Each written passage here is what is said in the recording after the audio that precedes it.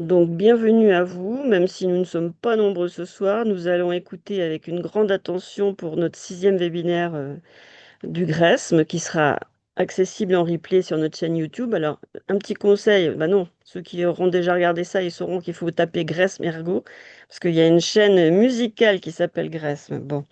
Bref, nous sommes contents de t'accueillir, Mylène Le Gall, pour venir nous parler de l'ergothérapie en Suisse et de l'accueil des étudiants en Suisse. Je te laisse la parole et nous discuterons ensuite ensemble. Alors, bonjour à toutes et à tous. Je m'appelle Mylène Le Gall, je suis ergothérapeute et aujourd'hui, je vais vous présenter l'ergothérapie en Suisse, plus en santé mentale, et l'accueil des étudiants en Suisse. La présentation va se découper en deux parties. La première sur la formation, le diplôme d'ergothérapeute en Suisse, les démarches pour vivre et puis travailler en Suisse, et puis globalement l'organisation des soins en santé mentale. Et puis une seconde partie où j'aborderai plus spécifiquement, plus spécifiquement l'accompagnement des ergothérapeutes en Suisse avec des outils que j'ai pu mettre en place notamment. Donc avant d'entrer dans le vif du sujet, je vais juste, je souhaitais vous préciser que je vais vous présenter des éléments à partir de mon expérience et de ma compréhension telle qu'elle est actuellement.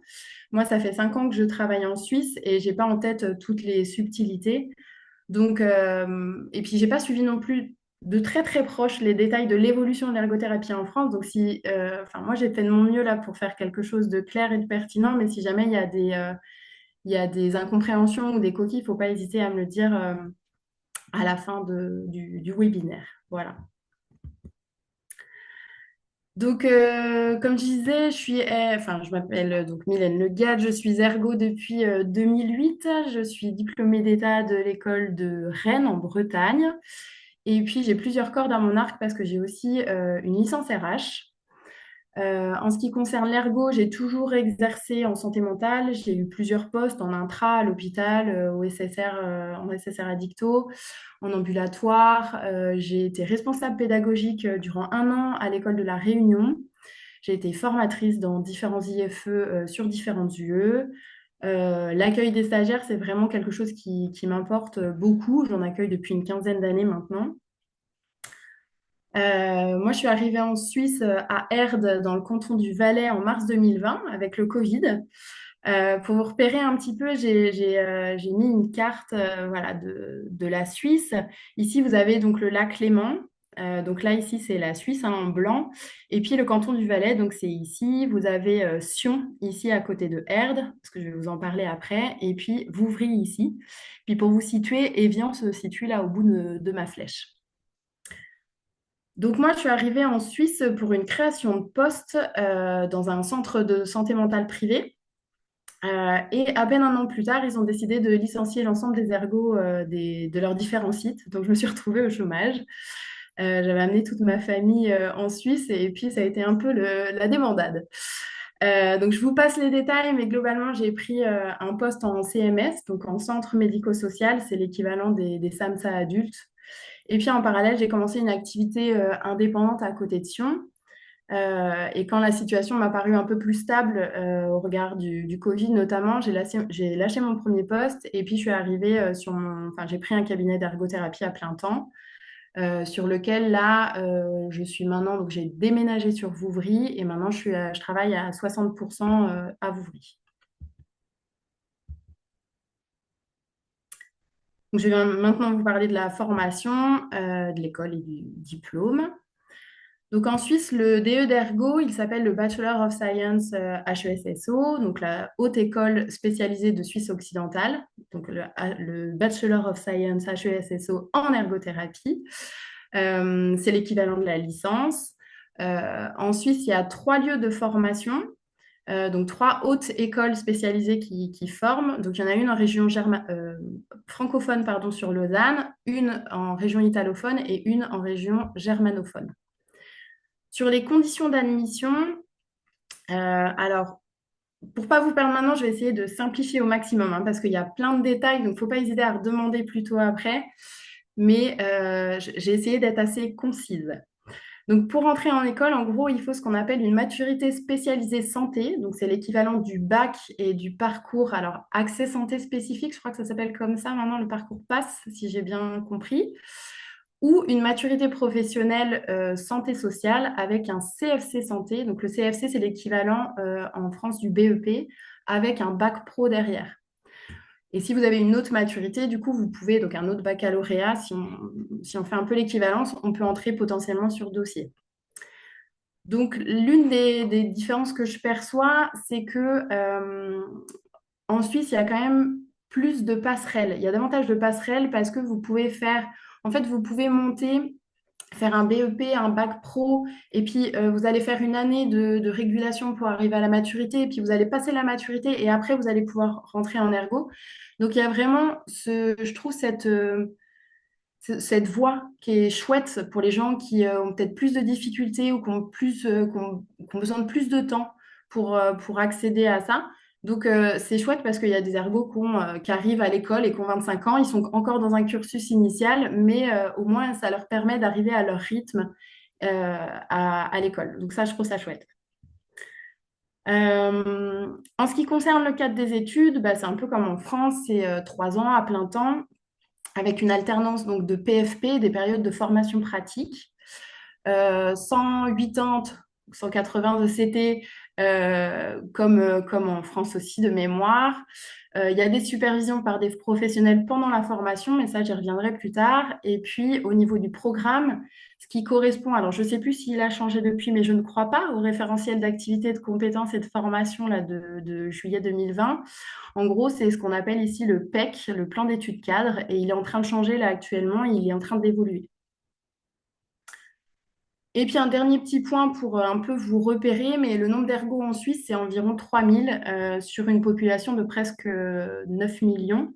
Et en gros, moi j'avais regardé, là, on est à peu près à 15 000 ergots en France pour 69 millions pour donner un peu un équivalent, mais en gros, il y a plus d'ergots en Suisse proportionnellement. Voilà, on va arriver à vivre et travailler en Suisse. Donc, au niveau des démarches, comment vous dire? Ce n'est pas un long fleuve tranquille. Il y a beaucoup de formalités. Alors, je vais surtout parler des personnes françaises qui désireraient travailler en Suisse ou des frontaliers. Et je vais de nouveau essayer de simplifier pour ne pas vous polluer d'informations parce qu'il y a beaucoup, beaucoup de choses en fait et d'étapes. Donc, pour travailler en Suisse en tant qu'étranger, déjà, il faut un permis de séjour, donc résident ou frontalier. Et à partir de là, à partir du moment où la personne elle possède un contrat de travail ou une promesse d'embauche, en fait, elle se verra accorder obligatoirement un permis de travail avec les mêmes droits que les travailleurs locaux. Donc, je vous épargne un long temps sur les démarches admin France-Suisse. Le déménagement, c'est magique. Je viens de le faire à l'envers, là, je viens de faire Suisse-France, c'est pas mieux. Mais voilà, c'est beaucoup de paperasse parce que bah, c'est deux pays différents, que la Suisse ne fait pas partie de l'UE et que du coup, ça vient générer quand même pas mal de formalités supplémentaires. Donc, ce qui est chouette, c'est que quand même, on dit que les Suisses sont plutôt bien organisés, c'est quand même le cas, on va pas se mentir. Donc, on arrive quand même à avoir des choses assez carrées, mais les parallèles oui, les parallèles, on va dire, entre la France et la Suisse, parfois, on a du mal à lier, en fait. Voilà. Ce qu'il faut savoir donc sur la Suisse, c'est que le coût de la vie est cher. Alors, évidemment, il est équivalent au salaire, mais ça n'en reste pas moins que, alors il n'y a pas de SMIC en Suisse, mais le salaire minimum, en gros, c'est 3500 francs. Donc, vous imaginez, enfin voilà, il doit être à 1500, je crois, en France maintenant, je ne sais plus, mais voilà, ça fait quand même un gros gap. Après, il faut pouvoir trouver un logement. Ça, c'est pas forcément facile, surtout, disons que les personnes privilégient quand même un accès aux locaux. Donc, quand vous arrivez avec un petit permis de travail, bon, bah voilà, c'est pas évident. Euh, L'assurance santé, elle est onéreuse. C'est en gros de 300 à 600 francs par personne selon les âges et les franchises. Pareil, ça, je pourrais expliquer plus tard, mais on pourrait passer 1 heure à expliquer l'assurance maladie en Suisse. Après, l'accès aux loisirs est aussi assez onéreux. C'est-à-dire que le moindre loisir, ça c'est pas donné si vous êtes une famille de 4, donc il faut l'avoir quand même en tête. Et puis, bah, il y a tout ce qui va avoir à côté. Donc, vous allez changer de plaque au niveau des voitures, vous allez prendre un permis de conduire suisse. Il y a toutes les assurances à changer. Vous allez prendre un Natel, donc le téléphone, on l'appelle le Natel ici, Internet. Et puis, en gros, Soch n'existe pas, quoi. Internet, c'est à peu près 100 francs par mois.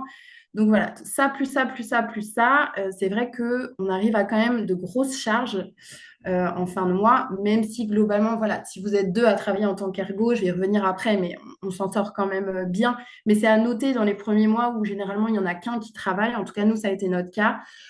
Bon, bah voilà, il faut assurer un peu ses arrières quand même. Donc, c'est vraiment une aventure de décider d'aller s'installer en Suisse. À noter aussi qu'en tant que frontalier, vous n'avez pas les mêmes obligations, mais il y a quand même des différences avec les Français qui travaillent en France quand même. C'est-à-dire qu'au niveau impôt et au niveau sécurité sociale, ce n'est pas les mêmes choses. Donc, du côté de la culture et de la langue, alors en gros, déjà, c'est la même langue si vous êtes du côté en tout cas francophone. Il y a trois langues officielles en Suisse, hein. Il y a l'allemand, enfin le suisse-allemand, le français et l'italien, et plus le romanche, si jamais il y a aussi ça, qui est je ne sais pas si c'est un dialecte ou une langue, je ne sais plus. Mais en tout cas, si vous êtes du côté francophone, pardon, euh, bah, il y a pas franchement une différence énorme, mais vous êtes, quoi qu'il en soit, dans un autre pays, donc il y a une culture différente, il y a un vocabulaire qui est différent. Il y a des us et coutumes qui sont différents. Alors là, j'en ai cité quelques-uns, mais par exemple, on mange assez tôt ici, vers 18h, 18h30. Enfin, moi, c'est ce que je considère comme tôt. Euh, au niveau du vocabulaire, il y a des choses au départ, moi, je me suis fait avoir en mode, bah, le dîner, c'est le déjeuner, le souper, c'est le dîner. Donc, quand on vous invite à dîner, bah, c'est pour le midi, pas pour le soir. Enfin, le soir, c'est le souper. Enfin, bref, ça génère des conversations très, très alambiquées, mais très marrantes. Il y a des accents aussi différents. Donc, ouais, pour la petite anecdote aussi, mais ce qui m'a fait le plus rire, c'était qu'un jour, j'ai une personne que j'accompagnais qui m'a dit, bah oui, on va voir le FUT. Le FUT, alors c'est quoi ça? Je suis désolée, vous expliquez-moi, je venais d'arriver en Suisse.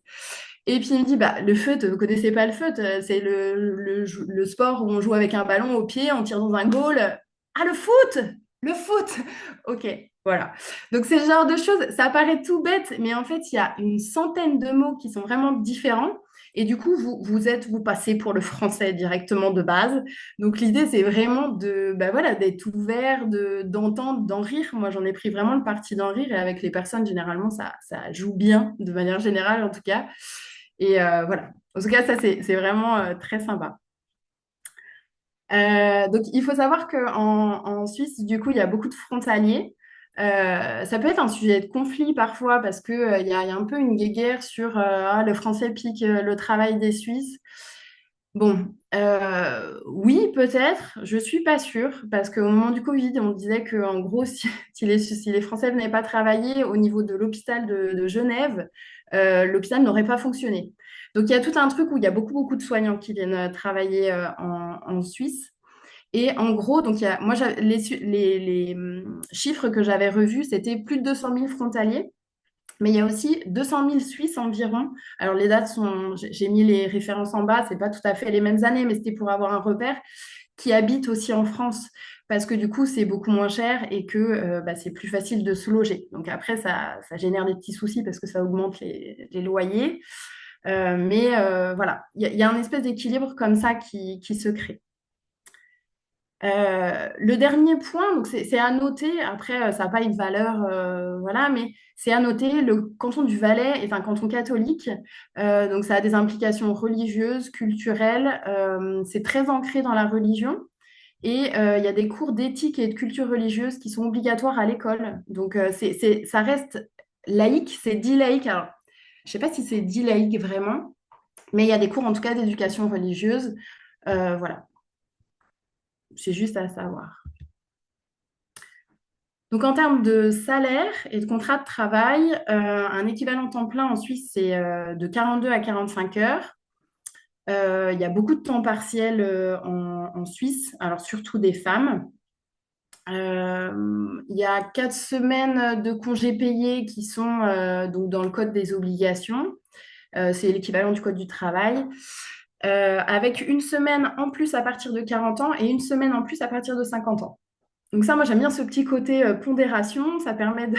plus ça va et plus on a besoin de vacances. Donc ça, c'est sympathique. Il y a peu de conventions collectives de ce que j'en ai compris quand même, mais il y en a quelques-unes. Donc il y en a qui sont meilleures et d'autres qui sont moins bien, évidemment. Vous ne pouvez pas aller en dessous de toute façon de ça.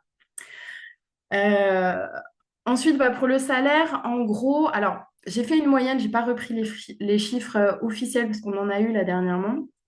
Mais en gros, pour un ergo qui commencerait, qui serait employé, vous êtes entre 4 et 5 000 francs. Alors après, dépend de l'ancienneté, mais je pense que quand on débute, on est à peu près à 4 000 francs net par mois, du coup. Ce qui équivaut, pardon, j'ai fait mince. Enfin, ça équivaut à 4 300 ouais, 4 300 à 5 400 euros par mois environ. Donc, une fois que vous arrivez en Suisse, ou avant, parce que c'est mieux de le faire avant, du coup, il faut faire reconnaître votre diplôme étranger.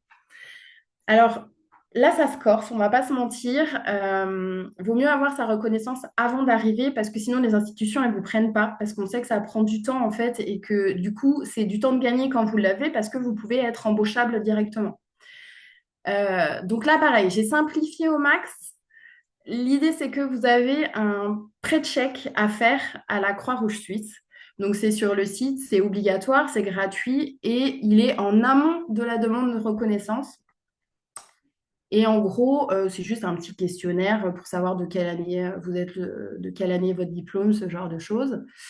Et après, donc, vous avez 4 semaines à peu près pour avoir la réponse. Soit vous avez un pré-check positif et du coup, vous pouvez démarrer la procédure de reconnaissance, soit il est négatif et du coup, on vous explique déjà les possibilités que vous avez. Donc ensuite, vous faites une demande de reconnaissance donc à la Croix-Rouge suisse aussi, donc la CRS. Là, il faut compléter un formulaire, payer la facture et environ 4 mois après, vous avez une première décision. Donc, soit le diplôme est reconnu directement et c'est chouette pour vous, soit il y a des mesures de compensation. Donc, sans mesure de compensation, vous pouvez directement continuer. Enfin, vous avez directement le papier de mémoire. Soit vous avez des mesures de compensation. Et en fait, ça veut dire que la reconnaissance directe, elle n'est pas envisageable. Et on doit faire, par exemple, alors, moi, ce que j'ai entendu, c'est des stages en Suisse ou des UE à refaire. Exemple, moi, je suis diplômée de 2008, donc avant la mouture de 2010. Et de fait, j'avais pas fait de statistiques pendant mes études. Alors, c'est sûr que les statistiques, c'est hyper important pour les ergos. Enfin, surtout quand on fait pas de recherche. Donc voilà. Donc moi, heureusement, avec mes études de RH, j'en avais faites. Donc, j'ai pu rattraper ce module-là comme ça. Mais sinon, par exemple, il fallait que je refasse tout un pendieu donc à l'HETSL, donc la Haute École de Lausanne. C'est à la charge des demandeurs. C'est pas donné. Voilà. Donc, c'est vraiment à faire avant parce que s'il y a des mesures de compensation à faire, faut en avoir conscience. Le prix de cette reconnaissance, globalement, c'est entre 900 et 1200 francs. Alors, j'ai pas converti, c'était ça le mot que je cherchais tout à l'heure. Je n'ai pas converti, mais en gros, on est jusqu'à 1500 euros à peu près. Donc, autant vous dire que si vous avez un diplôme, en fait, de 2010, à partir de 2010, ça va. Si vous avez avant 2010, c'est compliqué. Et si c'est avant 99, moi, j'avais marqué dans mon commentaire, fuyez. Mais l'idée, c'est qu'il va falloir refaire des choses, quoi, beaucoup de choses. Donc, si déjà là, vous arrivez à cette étape-là, que vous la dépassez, vous êtes prêt déjà à vous rendre en Suisse. Donc, pour aller encore un petit peu plus loin, c'est si jamais vous voulez être indépendante en Suisse, c'est pas terminé, il faut d'autres documents et d'autres démarches. Je vous donne juste en gros les éléments, mais dans les conditions, il faut pouvoir prouver que vous avez travaillé 2 ans à 100% sous la direction d'un ergo diplômé et reconnu. Alors, diplômé, oui, reconnu, c'est pas écrit dans les textes ce que ça veut dire. Donc, ça amène un peu à des interprétations. Mais l'idée, c'est que, en gros, quand vous terminez un contrat en Suisse, vous avez un certificat de travail qui établit que, en gros, vous avez commencé telle date, vous finissez telle date. Vous avez telle compétence, etc. Et c'est signé par les RH normalement. Et si c'est signé par, enfin, il faut faire autant que faire se peut signer par une ergo qui a été plus ou moins responsable de vous pendant ces années-là, parce que comme ça, si jamais vous voulez vous mettre en indépendant, vous avez déjà ce papier-là direct. Voilà. Ensuite, il faut demander une autorisation de pratiquer à la direction cantonale de la santé publique pour l'exercice indépendant de la profession, plus une admission à pratiquer à la charge de l'AOS, donc l'assurance obligatoire des soins, sous sa propre responsabilité professionnelle. Je ne rentrerai pas dans les détails de qui fait quoi, c'est juste, je vous donne les documents. Ensuite, il faut s'inscrire auprès de la SASIS pour obtenir son numéro RCC. Donc, c'est l'équivalent, alors, c'est pas l'équivalent de la DELI, mais c'est un numéro en fait qui permet de facturer à la charge des assurances maladie. Voilà. Enfin, oui, c'est ça. Et qui est personnel. Et par canton en plus. Et enfin, il faut s'affilier donc à l'ASE, à l'Association suisse des ergothérapeutes, donc l'équivalent de la NFE. Et il faut adhérer aux conventions tarifaires. Donc là, je les ai remises. C'est l'ASE. Enfin voilà, je vais pas les dire parce que c'est imprononçable et quand vous n'êtes pas dedans, ça ne vous parle pas. Mais l'idée, c'est que en fait, quand on travaille en Suisse, on a des conventions tarifaires. C'est balisé, les tarifs sont balisés. J'y reviendrai après. Donc tout ça, évidemment, c'est aussi payant. Alors, j'ai plus les chiffres en tête, mais je crois que ça va être à coût de 400 francs à chaque fois que vous faites une démarche, un truc comme ça. Je pense qu'il y en a à peu près pour 1500 francs aussi. Mais voilà, je m'avance pas trop parce que je me souviens plus tellement. Voilà.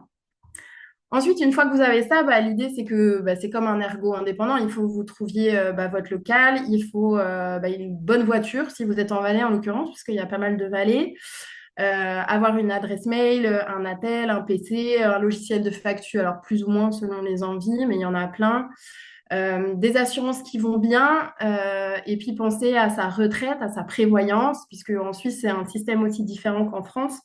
Donc ça, c'est pareil, c'est des petites choses, mais enfin, j'y répondrai plus aux besoins s'il y a des questions après. Mais c'est important d'y penser parce que enfin, vous ne cotisez pas à la retraite quand vous êtes indépendant, comme en France d'ailleurs, je crois. Je ne sais plus, tiens, j'ai un doute. Voilà. Donc là, je vais passer donc à l'organisation des soins en santé mentale.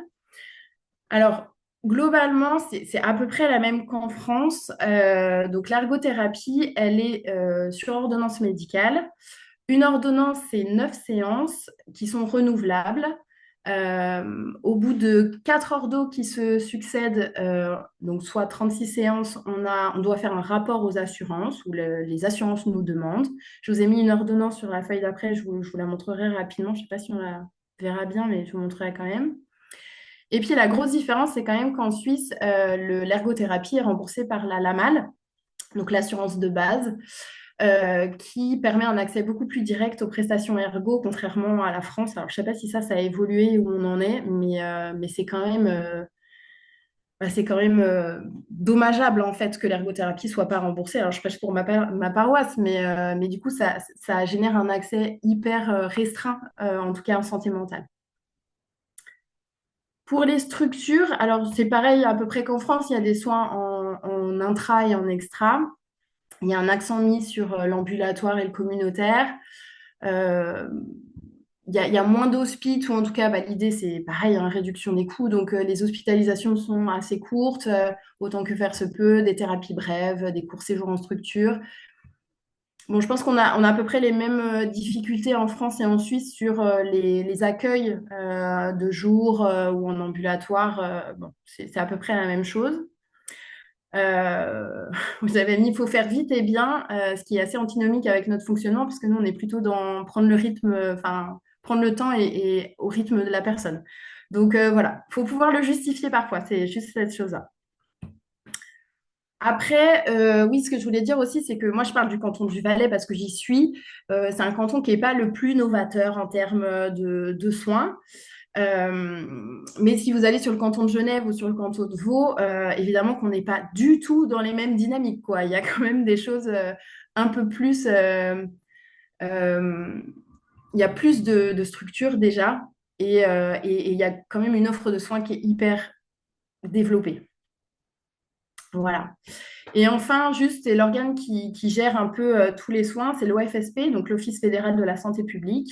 et elle est responsable de la santé de la population. Elle développe la politique de la santé, elle s'engage pour assurer la pérennité d'un système de santé suisse performant et financièrement viable. Donc ça, c'est pas moi qui le dis, c'est le site, hein. J'ai repris, je l'ai mis en bas. Ouais, je l'ai mis en référence au besoin, vous pouvez vous y référer. Donc ça, c'est l'ordonnance en ergothérapie. Je ne sais pas si vous la voyez très bien. Donc ça, le VS Lazé, c'est l'association, enfin c'est le logo de l'association suisse des ergots. Donc là, vous avez l'identité de la personne. Donc en gros, ici, on va mettre les données personnelles. Ici, c'est l'adresse de l'ergothérapeute. Là, en gros, donc c'est le traitement ergo, c'est de savoir si c'est remboursement par l'assurance de base ou par la loi accident. J'ai un trou et la loi de militaire, je ne sais plus. Mais en tout cas, bon, moi, je coche que la malle parce que j'ai que des personnes globalement qui sont dans l'assurance de base. Le lieu du traitement, soins, cabinet, institution. Et puis après, les objectifs, ici, vous en avez deux. Alors, il y a que deux objectifs en Suisse. Soit vous êtes physique, soit vous êtes psychique. C'est un peu l'idée. Donc, c'est améliorer ou maintenir les fonctions physiques en tant que contribution à l'autonomie dans les activités de la vie quotidienne ou atténuer l'affection psychique dans le cadre d'un traitement psychiatrique. Donc, autant vous dire que je coche la deuxième case à chaque fois, mais pour moi, on n'est pas forcément dans un traitement psychiatrique. On est aussi dans de la prévention de santé mentale, souvent. Donc voilà, et ça, c'est un peu les choses, moi, je pense, qui pourraient être à penser. Après, ici, bah, moi, je coche de nouveau maladie. Parce que c'est dans le cadre de l'assurance maladie. Le diagnostic, c'est le médecin qui l'écrit. Alors normalement, c'est le médecin qui complète l'ordonnance, j'ai oublié de préciser ça, mais pour plus de facilité, moi je le fais, je les précomplète et ils n'ont plus qu'à signer et à remplir le diagnostic, les vérifier. Et comme ça, c'est généralement plus simple. Et puis là, bah, tampon du médecin et là, tampon de moi. Voilà. Enfin, de moi, de l'air ou de manière générale. Donc pour le cadre et la clinique de la profession, bah, en gros, il n'y a pas forcément de différence singulière non plus. Ici, c'est quand même l'ergothérapie de Sylvie Meyer et de Julie Desrosiers, si j'exagère un peu, donc c'est teinté quand même de ça. Euh, j'ai l'impression que les modèles sont plus centrés mots et alors c'est MOPE, mais juste parce que j'en ai entendu parler, je ne saurais même pas vous l'expliquer, et PEO, plus ou moins P.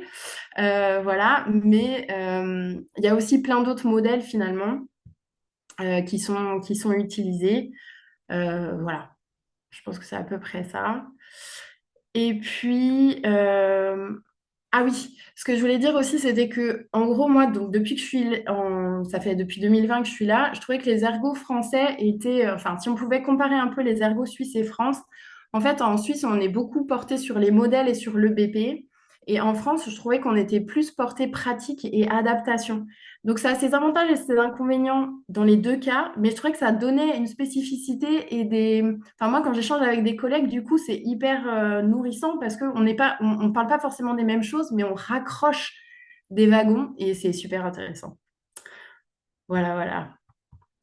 Euh, Oui, je voulais parler modèle aussi, de dire que dans ma pratique, moi, j'utilise surtout les modèles psychodynamiques et cognitivo-comportementaux, mais que bah, j'en discutais aussi avant avec Muriel, mais que j'avais aussi l'approche humaniste, systémique. Enfin, en fait, j'avais plein de modèles dans ma boîte à outils que je réutilisais bah, selon la personne que j'avais en face de moi, selon les besoins, les attentes, mais quand même, voilà, qu'on était teinté de ces modèles et que moi, c'est ceux-là qui me parlaient, mais que aux étudiants, je leur disais souvent, mais prenez celui que vous voulez vous, en fait, celui qui vous parle à vous, voilà, et adaptez-le aux besoins. Au niveau des approches thérapeutiques, on est dans les mêmes eaux, c'est des interventions centrées sur l'autonomie, la participation, les activités significatives, signifiantes. On fait à peu près les mêmes évaluations. Enfin, j'ai pas vu de différence là-dessus. Euh, Il y a pas mal quand même d'approches fondées sur les preuves, beaucoup de BP, moi je trouve, ces dernières années. Alors, je pense en France aussi, mais là, c'est vrai que c'est assez important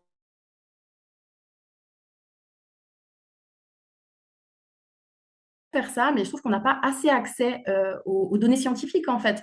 On n'a pas assez accès aux bibliothèques universitaires, ou ce genre de choses, ou alors il faut s'inscrire. Voilà, je trouve que c'est dommage, mais c'est comme ça. Après, les collaborations bah, inter-pluriprofessionnelles, bon, pareil, globalement, c'est comme en France. Moi, en indépendant,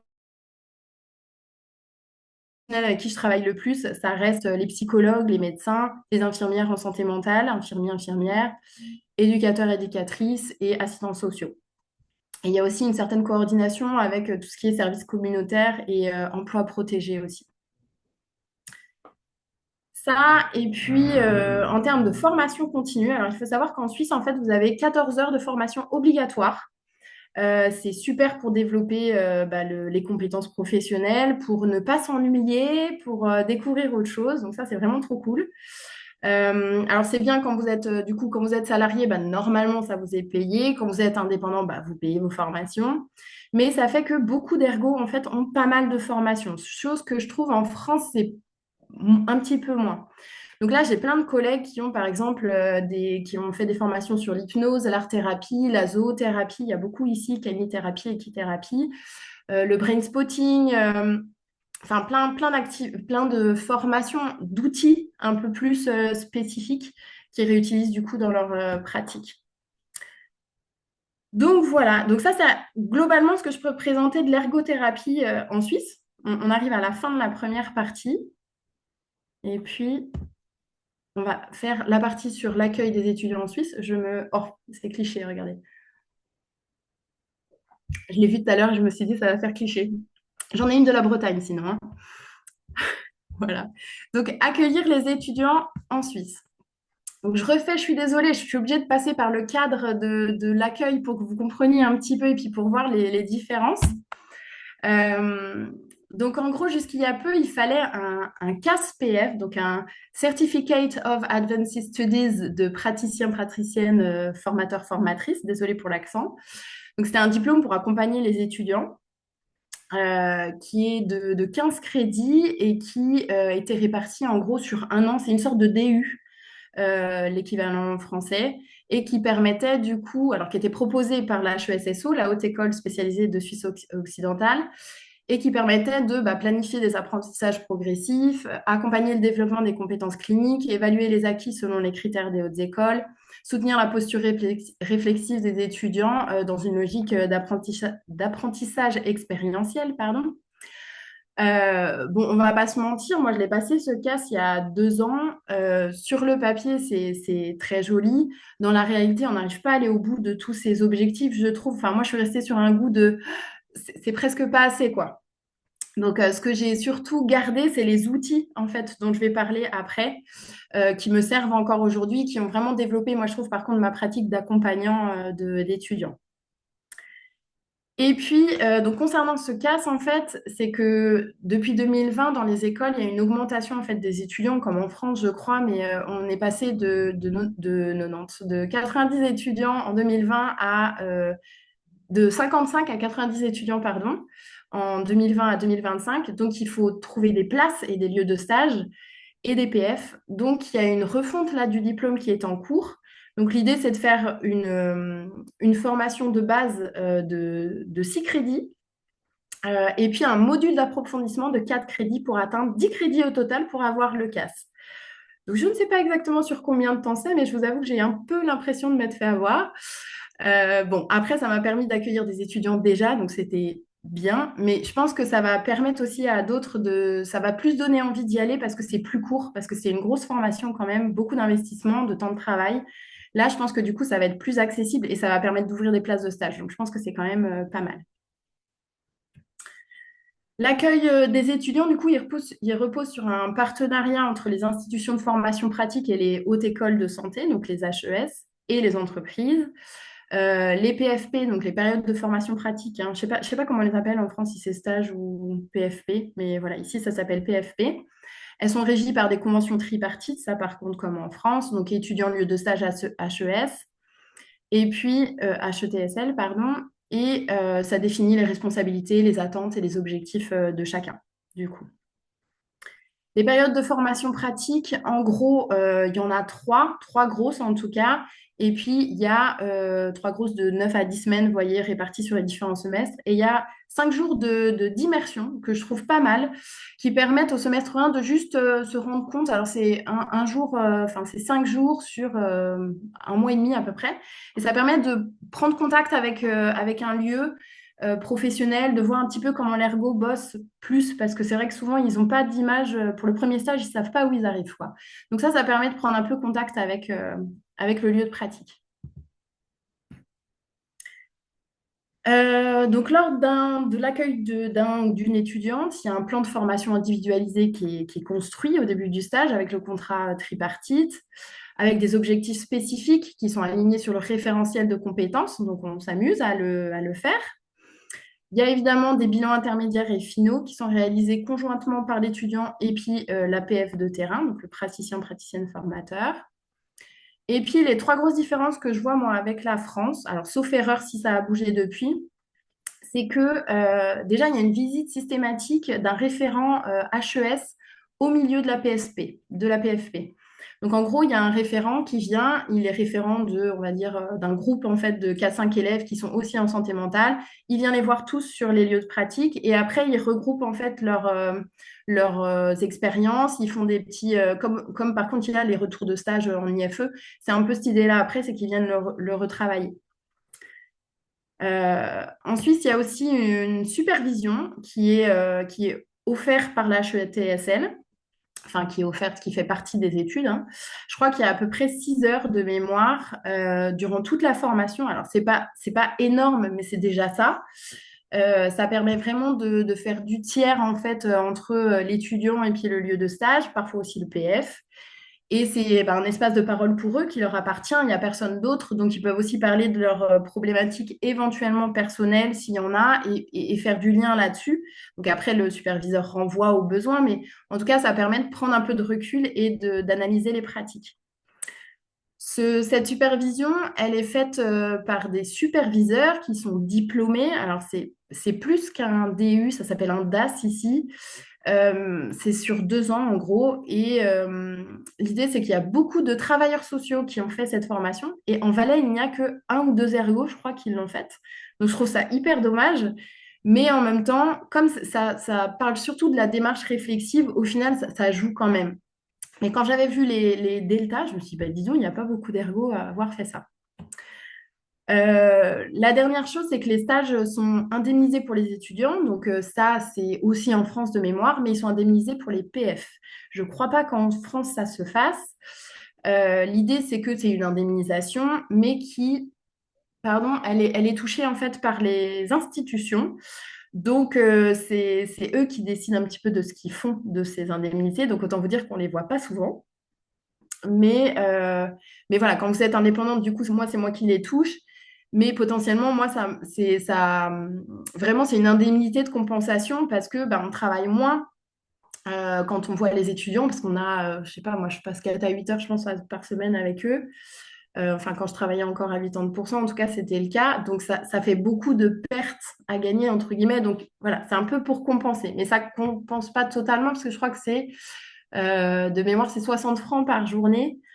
Donc voilà, c'est déjà pas mal. Franchement, c'est déjà pas mal. Voilà, je ne dirai rien. Et dans l'idée, vous avez 8 heures normalement consacrées à l'accueil, enfin à l'accompagnement des étudiants spécifiquement par semaine pendant le stage. Donc c'est hyper prenant en fait. Donc après, les 8 heures, elles ne sont pas forcément consécutives, vous pouvez les couper. Enfin, évidemment que vous faites, je sais pas, vous allez faire une séance et puis après vous allez échanger. On est déjà là-dedans. Mais en tout cas, moi je balise généralement 2 heures chaque semaine, on va vraiment plutôt parler d'analyse de situation, etc. Mais j'y viendrai après. Alors, il faut que je range juste voilà. Je ne vois plus les gens. Enfin, j'en vois trop. Voilà. Ça vient sur mes petits commentaires, désolée. Donc l'accompagnement de l'étudiant, alors ça m'a fait sourire quand j'ai essayé de repenser comment je visualise les choses, mais en gros c'est une démarche ergo adaptée au suivi de l'étudiant parce que l'étudiant il va présenter un peu sa situation, il va évaluer ses besoins, ses attentes, ses difficultés, il ou elle va poser ses objectifs SMART I évidemment à travers le contrat tripartite. Va y avoir une organisation de l'intervention où on va définir les contextes, les environnements, les personnes qui vont vouloir accompagner ou qui vont pouvoir accompagner, les activités thérapeutiques qu'ils vont vouloir voir ou essayer ou mettre en place, les interventions avec lesquelles l'étudiant va pouvoir atteindre ses objectifs. Enfin, voilà, on est vraiment là-dedans. Et puis, on granularisera l'objectif pour avoir des sous-étapes. Donc ça, c'est un mot que j'ai appris en Suisse. Je ne sais pas s'il est français, mais moi, je ne le connaissais pas. Et en gros, l'idée, c'est de faire des petites sous-étapes, quoi. Voilà. Mais granulariser, alors, même si c'est dur à dire, je trouve que ça fait vachement pompeux, j'adore. Donc voilà, ensuite on interviendra auprès de l'étudiant plus ou moins selon le degré d'aisance ou de réflexivité. Et puis on évaluera de manière intermédiaire avec réajustement des objectifs aux besoins et une évaluation finale. Donc voilà, donc c'est vraiment pour moi une vraie démarche ergo que d'accompagner des étudiants. Donc là, on va passer sur la partie où je vais vous parler spécifiquement des outils que moi j'ai mis en place dans ma pratique. Ça s'appuie sur mon expérience d'ancienne étudiante, alors de très ancienne étudiante, mais de mon expérience aussi professionnelle avec l'accueil des étudiants, plus l'expérience que j'ai pu avoir pendant mes études RH et mon expérience RH, et le fait d'avoir été responsable pédagogique aussi. Il y a plein de choses où j'ai pris un peu de partout et j'ai essayé de compiler quelque chose qui sont un peu cadré, organisé. Bon, je suis pas ergo pour rien. Voilà. Donc, dans l'idée, c'est un constat que j'ai fait, c'est qu'on a plein d'outils pour accompagner les étudiants, mais qui sont assez éclatés. Et moi, j'ai essayé de réunir, en tout cas, ceux qui me parlaient le plus. C'est loin d'être exhaustif. C'est vraiment ma vision. C'est juste pour illustrer. Et si ça peut peut-être, voilà, aider d'autres à accueillir des étudiants ou donner des idées, je trouve que c'est plutôt sympa de partager. Ah, une dernière chose aussi, avant d'aller vraiment là-dedans, pour le contexte, il faut savoir que moi, je travaille seule, du coup, vu que je suis indépendante, et j'accueille les étudiants en binôme avec avec une autre ergo, pardon, qui travaille en santé mentale dans un autre cabinet, avec qui j'ai fait un partenariat. On se partage l'étudiant, j'allais dire, ou l'étudiante. Non, mais on se partage le suivi en tout cas et l'accueil. Ça permet d'avoir du temps chacune parce que c'est assez prenant. Par contre, en tant que titulaire, moi, du CASPF, c'est moi qui vais du coup juste signer les documents officiels et qui vais faire du lien entre l'école, l'étudiant, le lieu de stage, au besoin et qui vais monter au front aussi si nécessaire. Voilà. Donc, sur les outils d'accompagnement, alors moi, celui qui me paraît le plus important pour l'avoir vécu Ah, mais c'est aujourd'hui qu'elle est arrivée, la stagiaire! Bah oui, c'est aujourd'hui, oui, bonjour, c'est toujours très agréable. Donc, c'est vraiment d'avoir un accueil euh, pertinent, adapté, où l'étudiant, l'étudiante, alors, bon, désolée, je fais les deux en même temps, hein, mais de vraiment mettre un point d'honneur, en fait, à ce que l'étudiant, il se sente accueilli, parce que c'est ce qui va vraiment précéder aussi le stage. Et l'idée, c'est enfin, voilà, de bien accueillir ça, c'est sûr, mais de baliser un peu le stage. Comme ça lui permet d'avoir, enfin, comment dire, d'avoir une base en fait où on peut s'appuyer dessus derrière. Moi, c'est vraiment ma façon de fonctionner en tout cas. Alors autant que faire se peut toujours, parce que des fois on n'a pas le temps non plus. On est une équipe, on reçoit des ergots, enfin des étudiants les uns à la suite des autres, c'est super compliqué. Mais c'est pour ça que je pense que ça peut être important de changer de PF régulièrement pour pouvoir avoir du temps aussi pour soi pendant pendant son travail, quoi. Alors, la première chose que je fais, moi, en Suisse, parce que je crois que c'est que Suisse, ça, c'est qu'on a un rendez-vous, on a la chance de rencontrer, en fait, les étudiants un mois à peu près avant le début du stage pour faire connaissance et puis pour donner les premières informations. Moi, je trouve que c'est un temps important parce que ça permet de se présenter, de répondre aux premières questions. Ça peut être l'occasion d'aborder aussi s'il y a des appréhensions éventuellement, surtout en santé mentale, les préjugés, les idées reçues. Enfin voilà, on vient un peu déconstruire ça déjà d'emblée. Comme ça permet déjà de le travailler en amont. Et puis, euh, c'est là où je leur donne un livret d'accueil avec plein d'informations pour la PFP. Donc le livret, c'est un, voilà, moi, c'est un Word, hein, j'ai pas un truc super balisé, mais c'est un document en tout cas qui, je trouve, pourrait être transposable en tout cas en France avec quelques ajustements. C'est pour ça que je vous le présente là, parce que je pense que c'est vraiment pertinent d'avoir ce document de nouveau pour se reposer dessus. Dedans, en gros, il y a donc la présentation des personnes des différents sites avec nos jolies photos, histoire de se repérer, parce que généralement, elle fait il ou elle, mais l'étudiant arrive le premier jour, et puis comme il y a 2 lieux de stage, bah, il y a des personnes différentes. On va présenter l'agenda globalement, l'organisation de la journée, des trucs très organisationnels, mais sur l'horaire, les repas, les clés, la tenue. Alors, on bosse en civil, nous, mais voilà, de le préciser. Sur les interventions, le cadre des séances, ça va être individuel, groupal, combien de temps à domicile, enfin voilà, d'expliquer un petit peu tout ce qu'il va pouvoir voir, les pathologies rencontrées potentiellement, les symptômes aussi, ou troubles. Voilà, mais d'aborder en tout cas ça. Moi, c'est à ce moment-là aussi que je demande, alors c'est tout bête, mais s'il y a des allergies particulières. Exemple, il m'est arrivé d'avoir une personne allergique au chat et on était à domicile. Donc de prévoir, voilà, enfin de dire, bah oui, mais tu prévois tes antihistaminiques parce qu'on va là ou que sais-je. Mais en tout cas, voilà, l'idée c'est de faire peut-être d'avoir un point en tout cas de vigilance là-dessus. Après, j'aborde généralement, alors je le fais là ou le premier jour, mais j'évoque en fait les PFP d'avant. Alors, en Suisse, on n'a pas forcément je sais pas si en France non plus, mais on n'a pas forcément les évaluations d'avant, ce que je trouve bien, parce qu'on n'a pas besoin de savoir ce qui s'est passé forcément avant, mais je pose quand même la question de savoir s'il y a eu des points un peu d'amélioration à voir, ou des choses qu'on pourrait peut-être améliorer là, ou des trucs qui vraiment où ils ont pêché, par exemple, ils aimeraient vraiment le travailler.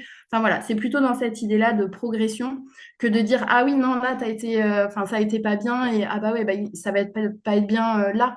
Non, pas du tout. C'est vraiment juste pour dans quelque chose de plutôt constructif. Ensuite, bah, on va voir sur la PFP actuelle. Voilà, de nouveau, est-ce qu'il y a des appréhensions? Quelle est la vision? Qu'est-ce qu'il croit qu'il ou elle va faire en fait? Parce que parfois, il y a vraiment des gros décalages et que ça permet de remettre un peu les choses. Ensuite, alors là, c'est un peu de manière déstructurée du coup, mais moi, je viens de poser la question des postures et des attentes de la part de l'étudiant et de l'ergo. Donc, qu'est-ce que l'étudiant attend de l'ergothérapeute, donc du PF, et qu'est-ce que le PF attend de l'étudiant?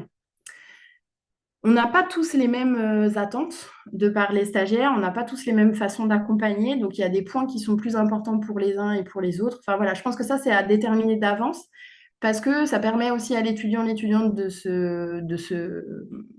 s'ajuster et puis de l'autre côté aussi au PF de le faire.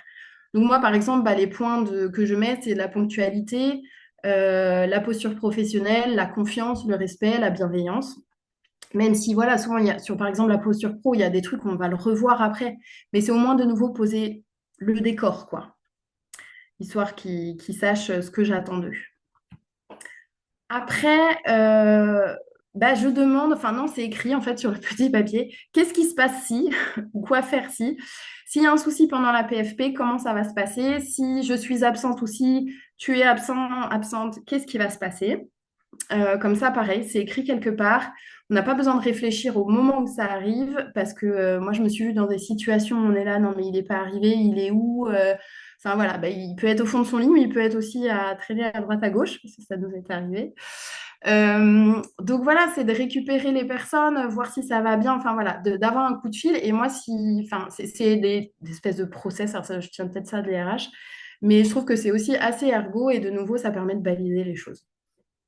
Voilà. Et après, je leur demande bah, les questions remarques s'ils ont. Bon, j'avoue que quand je lis ça, ça fait beaucoup de choses, hein, mais quand on le fait en fait en entretien avec les personnes, c'est beaucoup plus fluide. Et comme il y a un support, bah voilà, c'est du question, enfin, c'est vraiment des échanges en fait, c'est pas juste moi qui parle.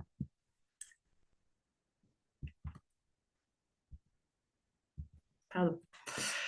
Donc la suite des outils d'accompagnement. Euh, alors non, j'ai loupé un truc. Non, c'est bon? J'ai l'impression d'avoir outil d'accompagnement. Non, 2021. Non, j'ai rien dit. Donc après, je leur demande, ah oui, c'est ça, c'est à la suite. Je leur demande en gros s'ils ont un hobby, s'ils font, c'est pour ça que je disais que ça ressemble un peu à la démarche ergo quand même, mais s'ils ont un loisir, s'ils pratiquent une activité physique. Et je fais de la santé mentale dans le sens où je leur dis que c'est important pendant le stage qu'ils conservent leur activité. Alors autant que faire se peut, parce qu'il y en a, enfin, ils déménagent tout ça, mais de se prévoir des temps en tout cas pour eux, pour elles, pour se ressourcer, pour prendre du temps, pour être bien. Et voilà, et lui garantir sa bonne santé mentale, en fait. Enfin, je veux dire, c'est souvent les cordonniers les plus mal chaussés. Et on sait que si, enfin, on ne peut pas soigner si on ne va pas très bien soi-même non plus, quoi. Il y a vraiment cette idée de se remplir soi pour pouvoir vider un peu sur les autres. Alors, on entend c'est plutôt l'énergie et le dynamisme que ces problèmes, quoi. Ensuite, je leur fais remplir un petit questionnaire. Donc ça, je leur demande pour le premier jour du stage sur leur profil apprenant. Alors ça, c'est un truc que j'ai vu au CAS PF justement et que je trouve plutôt pertinent. Alors je ne l'ai pas fait depuis très longtemps, mais je trouve que c'est sympa. Donc c'est les questionnaires qu'on appelle VACOG ou LVSQ, où on va venir évaluer en fait le profil apprenant de l'étudiant ou de l'étudiante, donc savoir s'il est visuel, auditif, kinesthésique, oral gustatif. Mais non, c'est pas. Bref, je ne l'ai plus. Mais de toute façon, on va dire qu'une majorité, c'est visio-auditif et un bout kinesthésique. Et l'idée, c'est que après, j'ai compilé des trucs sur Internet où j'ai regardé, bah voilà, si la personne elle est plus visuelle auditive, qu'est-ce que c'est? Si elle est kinesthésique, bah, qu'est-ce que c'est? Donc, c'est plutôt de le faire apprendre ou de lui faire réciter un truc en bougeant. Enfin, voilà, de trouver des astuces pour que ce soit plus dynamique d'apprendre et plus sympa pour lui que de rester à écouter comme ça pour lui pour elle, mais d'écouter voilà ce qu'on peut dire parfois. Donc ensuite, bah, je leur demande un petit topo sur le modèle psychodynamique et cognitivo-comportemental. Donc au pire, je leur prête le livre de Marie-Chantal Morel-Brac. L'idée, c'est qu'ils en prennent connaissance. Je leur demande pas de se prendre la tête, je veux juste qu'ils lisent le petit, et c'est des petits chapitres, hein, il y a deux, trois pages, mais pour qu'ils aient, pareil, une idée de ce qui va arriver par la suite, qu'ils puissent traduire ce qu'ils ont lu en actes derrière. Et puis, alors là, c'est très formel, je leur donne des documents à lire sur la base de l'ergo. Donc, il y a l'ordonnance sur les prestations dans l'assurance obligatoire des soins en cas de maladie. Donc, c'est l'ordonnance sur les prestations de l'assurance des soins, l'OPAS.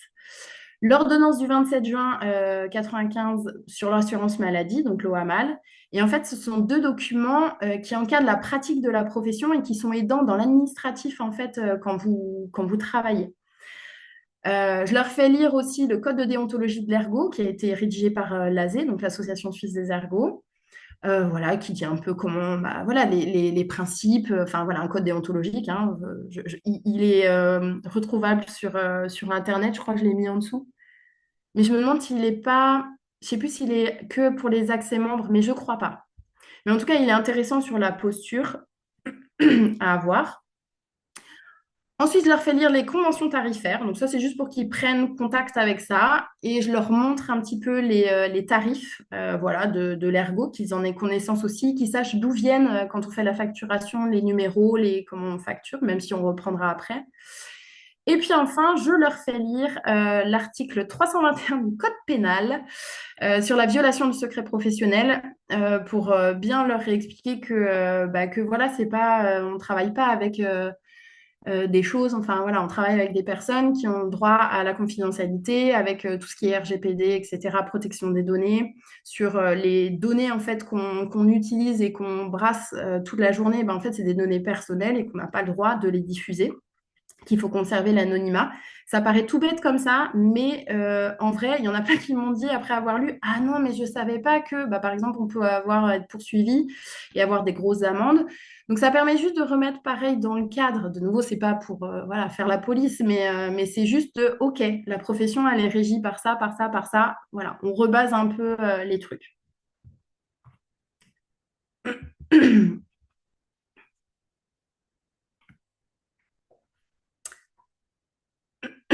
Pardon, je parle toute seule, du coup, c'est assez bizarre. Euh, donc, du coup, le premier jour, bah, je reprends un temps, généralement un temps d'accueil de 2 heures, où on va se reposer bah, pour faire le point sur les différents documents que j'ai donnés, sur les choses que j'ai demandé de lire, etc. Est-ce qu'il y a des questions? Est-ce qu'ils ont des remarques? Tout ça, tout ça. On va baliser généralement plus spécifiquement l'agenda, donc les dates, le planning, alors les dates, genre des évaluations de mi-stage, fin de stage, les absences prévues, en gros le planning hebdo, en gros, parce que moi je le donne à la semaine, le planning hebdo, parce que je ne sais jamais la semaine d'après comment je fonctionne. Mais du coup, ça permet voilà, de revoir ça. Et puis, oui, les absences prévues d'eux ou de nous, parce qu'ils ont des jours à l'école aussi. On commence à rédiger le contrat tripartite. Donc, normalement, il est pré-complété avant leur arrivée. Enfin, je veux dire, ils ont déjà leur objectif, etc. Mais souvent, il y a des décalages, en fait, entre ce que eux, ils pensaient théoriquement et ce qui peut vraiment se faire dans la pratique. Donc, on réajuste les objectifs et on les smartise, même si je sais pas, on pourrait inventer ce verbe, mais on essaye de les smartiser pour qu'ils aient vraiment des objectifs cohérents. Et accessoirement, c'est vérifié derrière, bah, c'est contrat tripartite, donc c'est vérifié en tout cas par le référent de stage pour baliser les objectifs et voir si on est bien OK en termes d'objectifs et de niveau du stage, si c'est bien cohérent.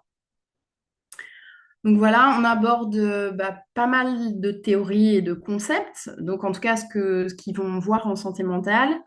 J'ai fait une slide après pour évoquer un peu tous les concepts, moi, que j'essaye de donner et de transmettre, en tout cas, pendant cette PFP.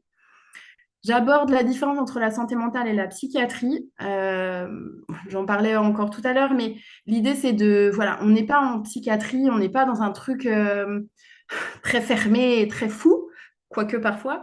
Mais l'idée, c'est de s'ouvrir un peu plus à la santé mentale et au fait que la santé mentale, c'est beaucoup plus global que la psychiatrie. Et du coup, c'est un accueil. Enfin, moi, aujourd'hui, j'ai pas l'impression de faire de la psychiatrie plus que tant. Je fais vraiment de la santé mentale et beaucoup de prévention finalement. Et ça, c'est super chouette parce que on est moins dans le vif du sujet ou comme j'ai pu être voilà, à l'hôpital, vraiment santé mentale.